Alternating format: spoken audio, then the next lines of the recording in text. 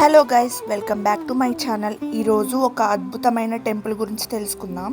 ఎందుకు ఇంత అద్భుతమైన టెంపుల్ అంటే, ఈ టెంపుల్లో జంట నాగులు 130 పైగా ఉంటాయి.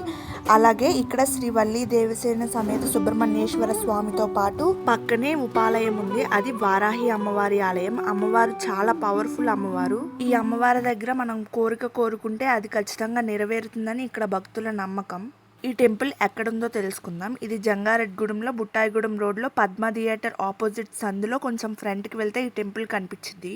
ఈ టెంపుల్లో ప్రతి శుక్రవారం అన్నదాన కార్యక్రమం జరిగిద్ది. అలాగే ప్రతి శుక్రవారం అమ్మవారికి పంచామృత అభిషేకం చేస్తారు. ఇక్కడ నాగప్రతిమలకి మన చేతులతో మనం అభిషేకాలు కూడా చేసుకోవచ్చు.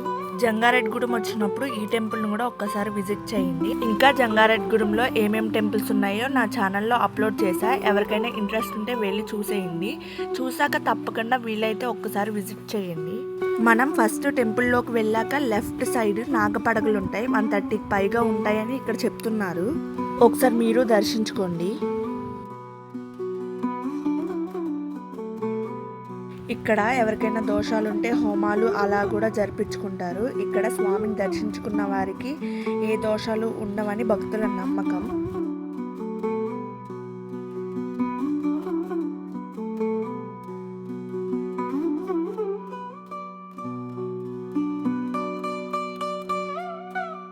ఇక్కడ సుబ్రహ్మణ్య షష్ఠికి అంగరంగ వైభవంగా స్వామికి పూజలు చేస్తారు.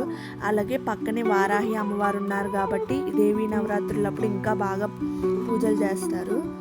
ఇక్కడైతే అమ్మవారిని ప్రతిష్ఠించారు, వారాహి అమ్మవారిని. అమ్మవారు చాలా పవర్ఫుల్ అన్నమాట. ఒక్కసారి దర్శిస్తే చాలు మన కోరికలు నెరవేరుతాయి.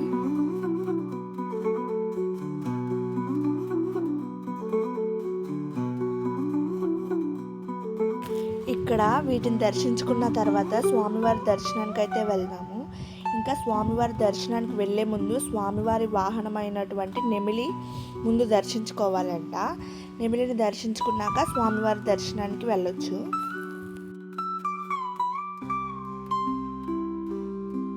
ఇంకా ఇప్పుడైతే స్వామిని దర్శించుకుందాం. శ్రీ సుబ్రహ్మణ్యేశ్వర స్వామి, వల్లి దేవసేన సమేత సుబ్రహ్మణ్యేశ్వర స్వామిని మీరు దర్శించుకోండి.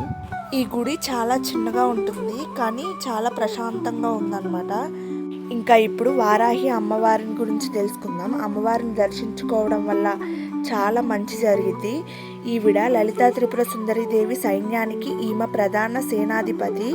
అందుకే ఈమెను దండనాథ అని కూడా పిలుస్తారు. ఎక్కువగా వారాహి అమ్మవారిని రాత్రి సమయాల్లో పూజించడం విశేషం. ఇంకా ఎక్కువగా అమ్మవారిని వారాహి నవరాత్రులు మరియు ప్రతి నెలలో వచ్చే శుద్ధ పంచమి తిథి నాడు అమ్మవారిని ఆరాధిస్తారంట. మన దగ్గరలో ఎక్కువగా వారాహి అమ్మవారి టెంపుల్స్ అయితే ఎక్కడా ఉండవు.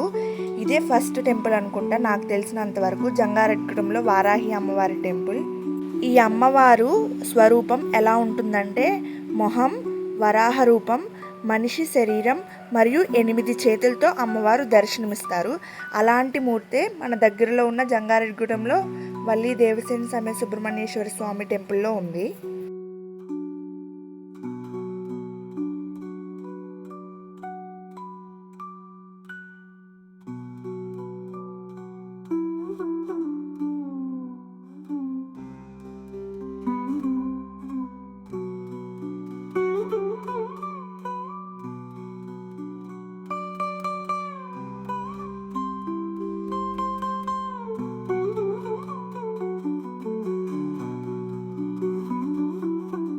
ఇంకా ఇదైతే Sri Subrahmanyeswara Swamy temple and Varahi Devi temple, Jangareddygudem.